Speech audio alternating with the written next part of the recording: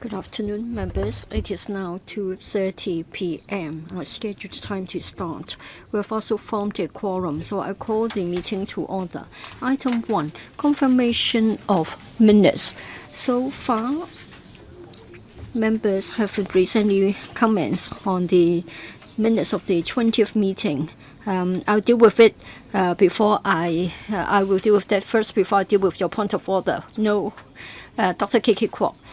Madam Chair, I've written to you, mainly speaking, this is because on the 30th of April, at that time we had a meeting of the Fugitive Offenders and Mutual Legal Assistance Bill. At that time, we were told that we did not have a sort of venue to deal with two other pieces of subsidiary legislation, as we were told that a House Com would have been scheduled.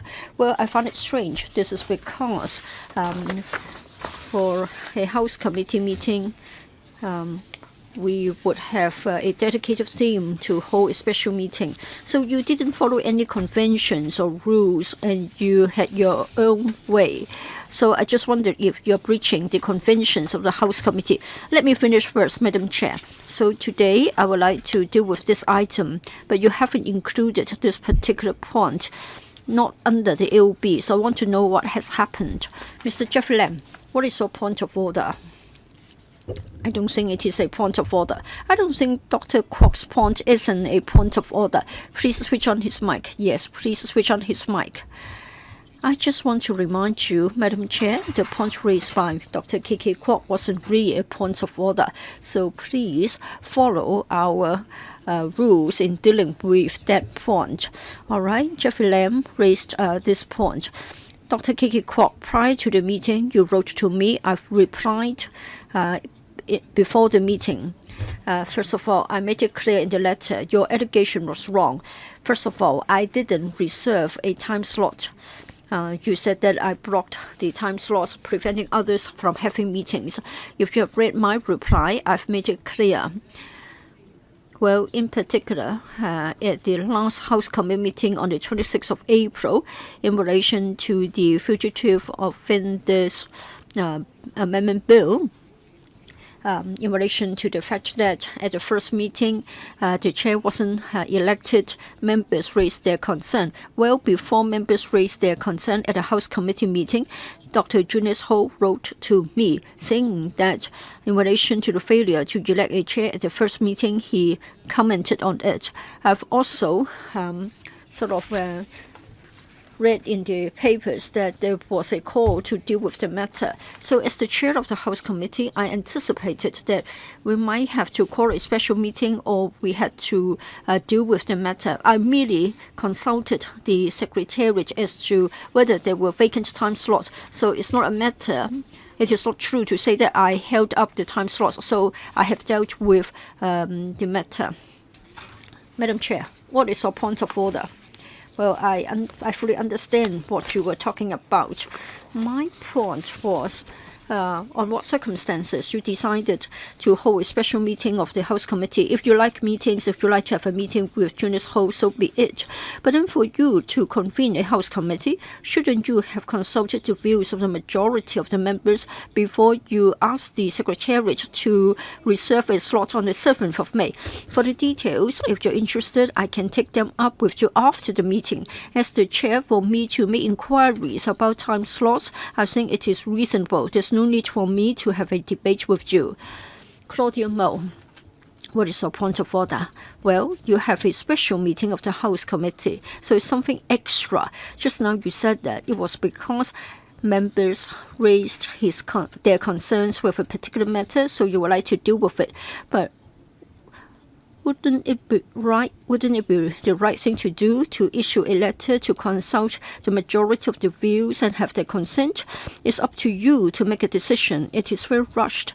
So I think there's an issue with the procedures. Claudia, you're referring to my arrangement of the special meeting tomorrow. Yes, it's not the first time that we hold special meetings of the House Committee.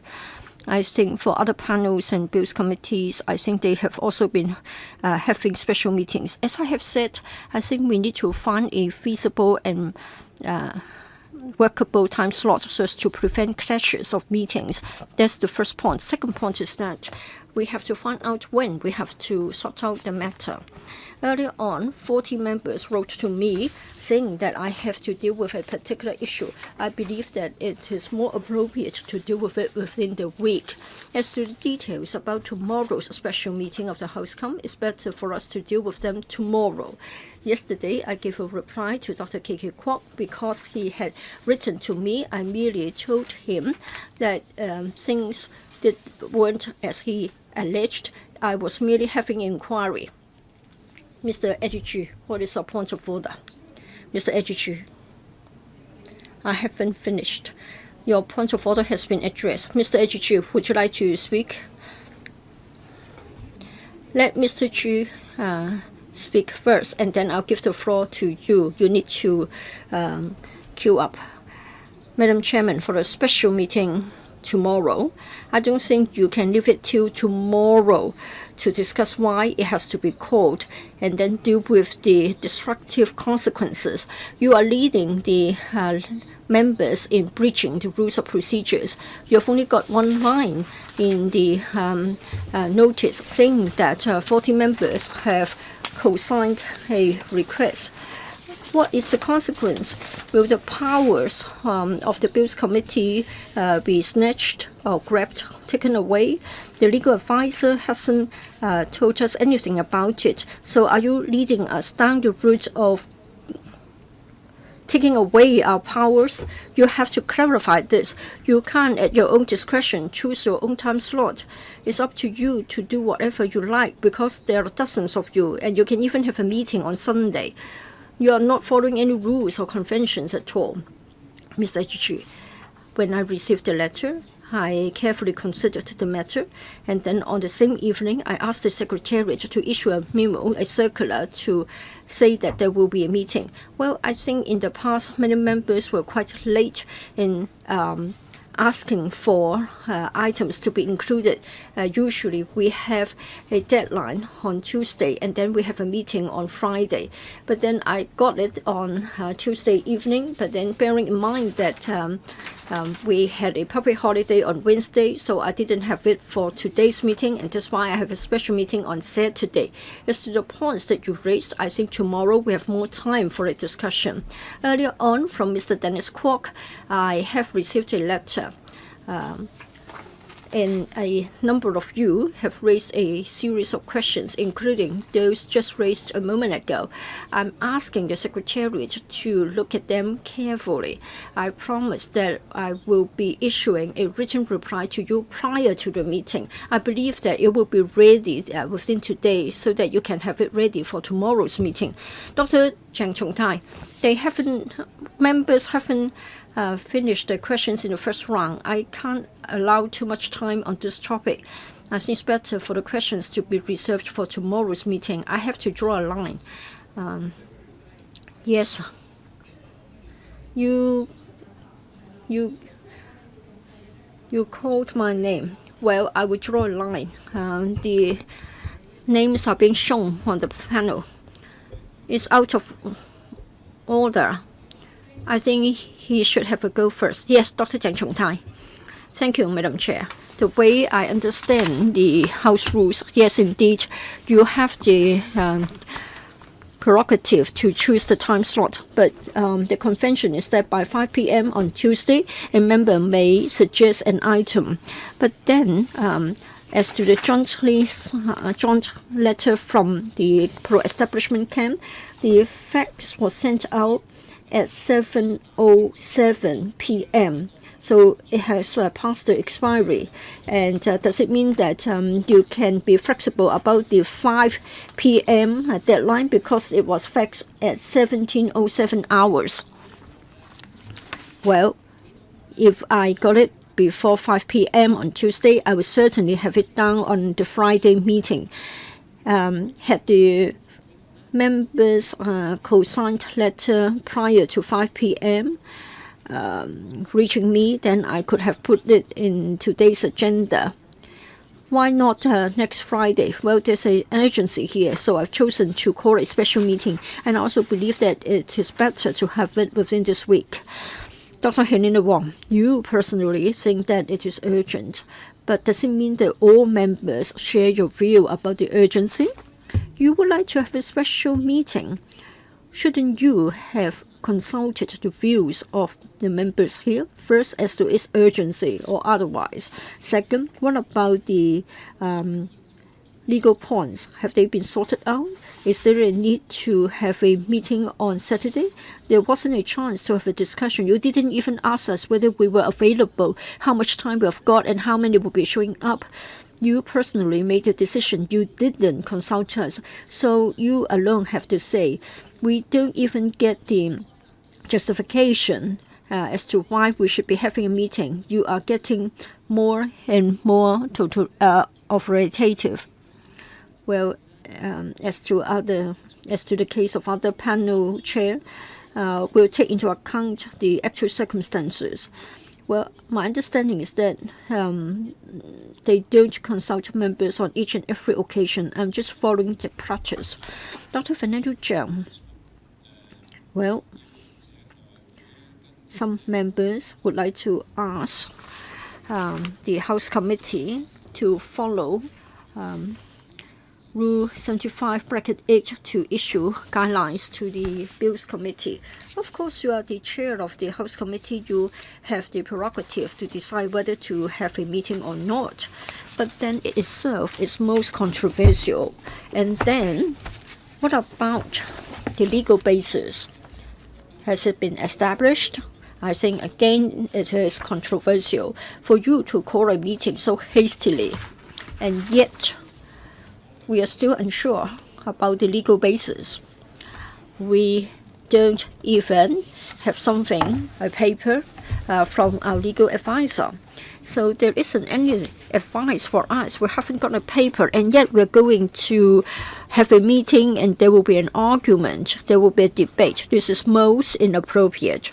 Dr. Zhang, as I have said, the paper will be ready within today, and it is hoped that it will help you in understanding the matter. I can anticipate differences in opinions, but we leave it for tomorrow. Mr. Au Nohin, well, if I may ask you as to why you decided to have a meeting in the afternoon of Saturday. Have you liaised with the deputy chairman? Was it known to Dennis Kwok, the deputy chair? For you to convene a meeting, you have sounded out different members. And then what about the letter from members? Is it reasonable? I think you should come to your own judgment. Now, it has been carried in the media. Now, for their letter, it is said that we should act in accordance with Rule 75(8). It is said that the committee may provide guidelines relating to the procedure of Bills Committee. But what about Ms. Miriam Lau? Have you referred to her views, former chair lady of the House Committee? The views are different. So it seems that we are doing something which is different from the understanding in the past. Well, I've been most cautious in this matter. Before I issued the notice to call a meeting, I believe that this is in line with the rules, and I don't think by issuing guidelines it would be against the House rules. Why are you saying that it is in line with the ruling of Ms. Miriam Lau? We leave it till tomorrow. Ted Hui, you hastily asked for a meeting to be held tomorrow. You are not doing justice to us, because the calling of the meeting itself is doubtful in terms of the legal basis. You are trying to remove James Toh as the presiding member so that you can get somebody to your liking to preside over the meeting. Now, you have said that we may get the information from the legal advisor. We don't know when it will be ready. 10 p.m.? I don't know.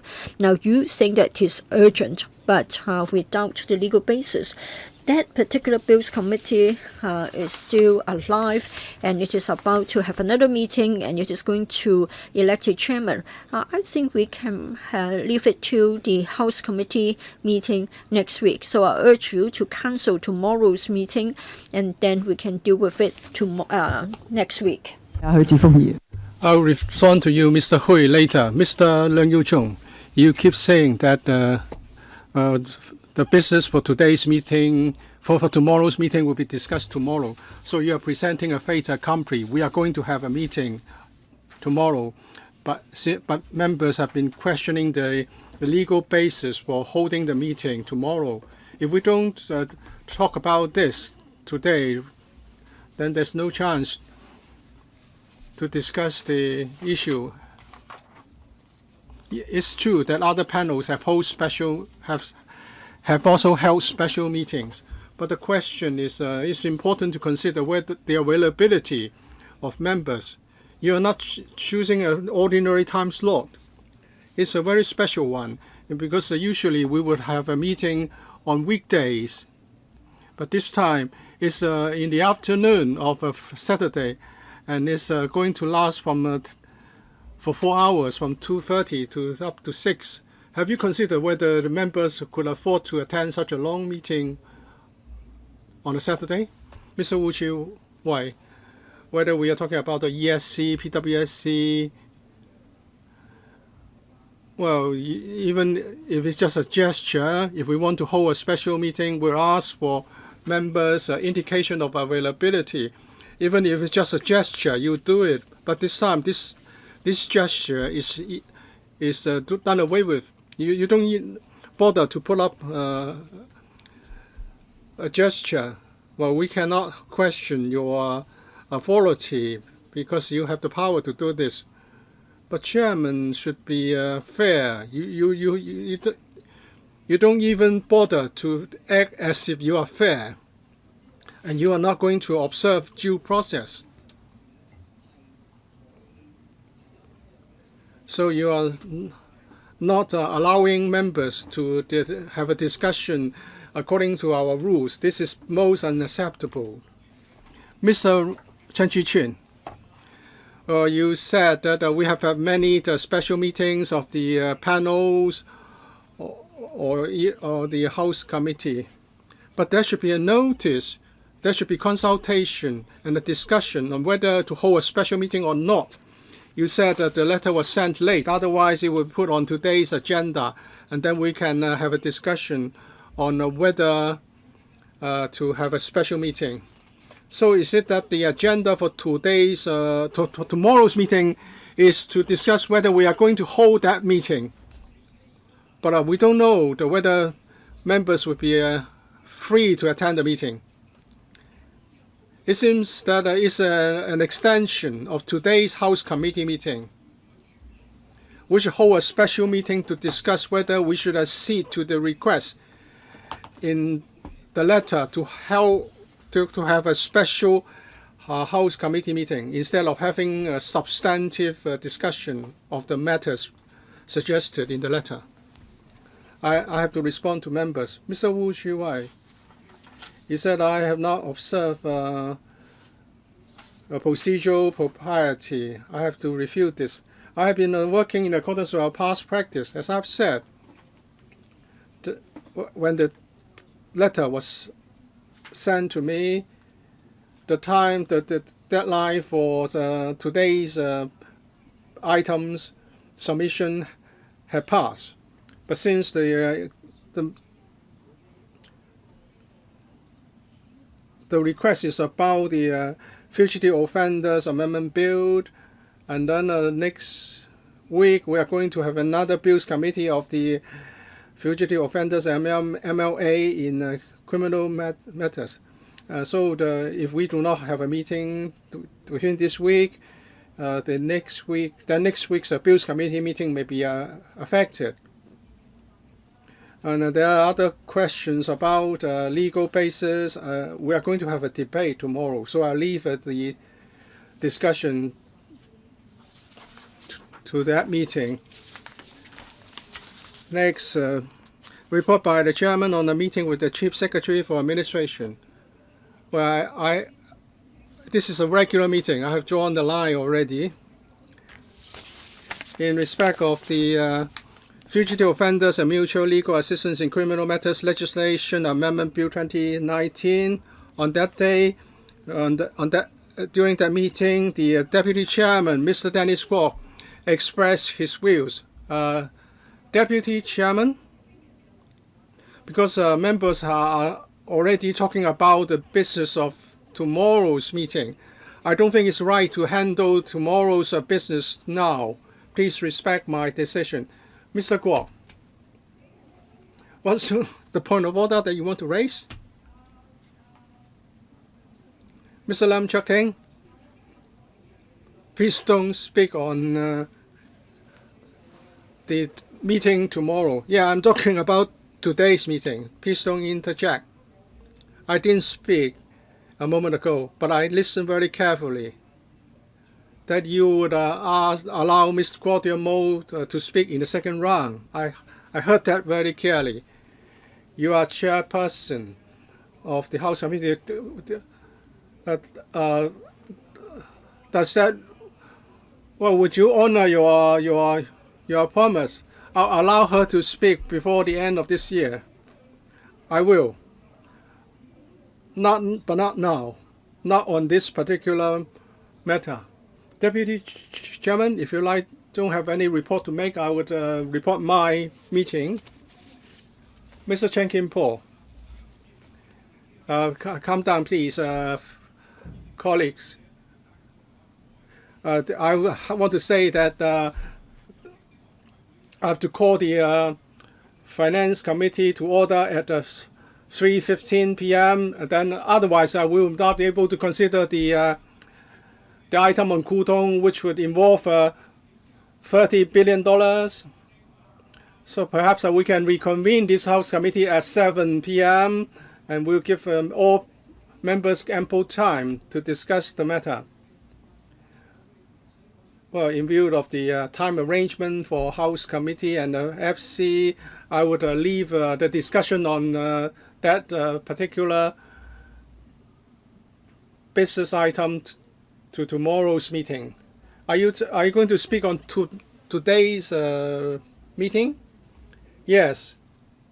I heard you that we should not speak anymore on this. The logic is really not unsung. I hope the Secretary General and the legal advisor who are familiar with our rules and procedures, please try to tell us what our understanding. The chairperson said that the letter was sent to you beyond the deadline, and that's why it was not discussed as part of today's business. I've drawn the line. Deputy Chairman, your report.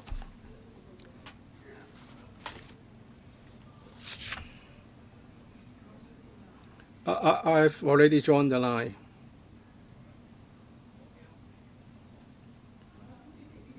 Deputy Chairman, your report, please. When I met with the Chief Secretary for Administration, please continue. In my meeting with the Chief Secretary for Administration,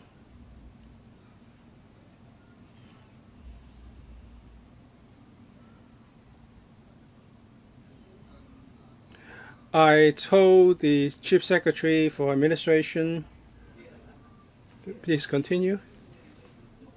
But this is not very meaningful. Then I would present my report then. Give me a second. Perhaps please let me finish first. In my meeting with the Chief Secretary for Administration, I solemnly informed the Chief Secretary for Administration that the CE had failed to respond to the more than 100,000 people who took to the street in respect of their views on the Fugitive Offenders Amendment Bill. The Chief Secretary for Administration's response was very disappointing, and the and he failed to respond to the call for the bill to be withdrawn.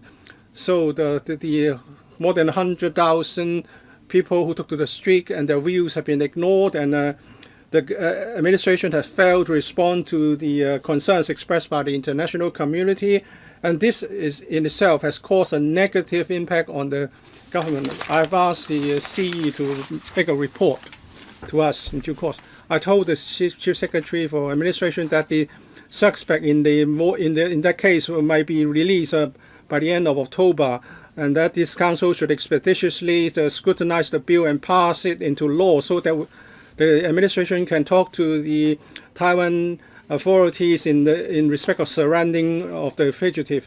The Chief Secretary for Administration has pointed out, as pointed out by the CE, insofar as the two major objectives in the bills can be achieved, that is to handle the Taiwan case and also to plug the loopholes. If members propose something that are feasible, the government would take action to address community concerns, and these will be handled very carefully. We hope that LegCo members can work with a pragmatic and reasonable attitude to and embark on the scrutiny of the bill expeditiously. I'll talk about the point of order relating to tomorrow's tomorrow's meeting, after I have completed today's business. I'll give you a chance to speak again.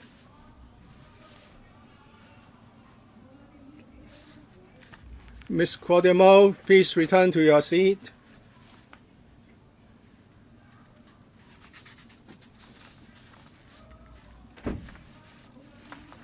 Ms. Quadimo, I think that's insulting.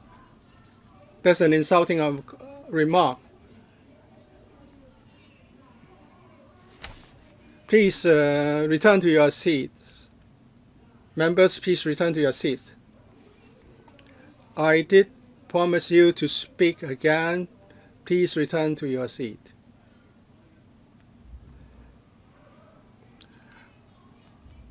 Well, yes, I'm insulting you. You have overstepped the line. Return to your seat, please. Otherwise, I have to warn you. Yes, this is the first warning. As I said,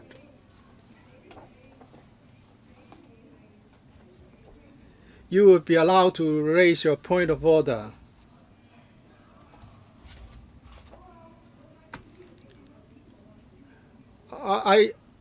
Is your remark directed at me? Well, I think that's offensive. Are you willing to withdraw that if you think that I am low caste? Are you willing to withdraw this? Are you willing to withdraw that remark, Ms. Quadimo?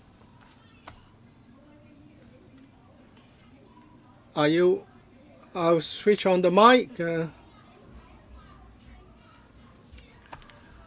Your conduct is 100% mean and not rule-abiding. And your approach is lowly. You have no ethical conduct. Last chance for you, Ms. Quadimo. I think your approach is lowly. You say I am of a lowly character. I said that your approach is despicable. Your approach is despicable.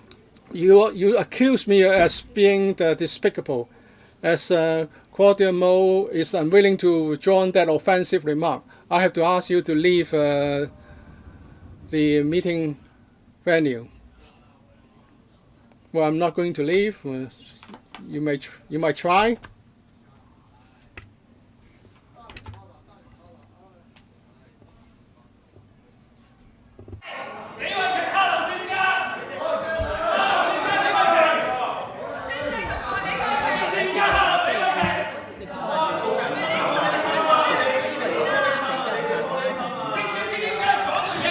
嗱，由於會議咧而家由於陳志全議員你。Mr. Chen Chi-chin, you have made some offensive remarks. Are you willing to withdraw those remarks? If not, then I have no choice but to ask you to leave.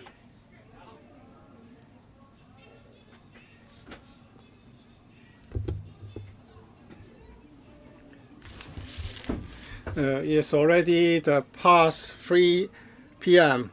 and I think that we cannot go on like this.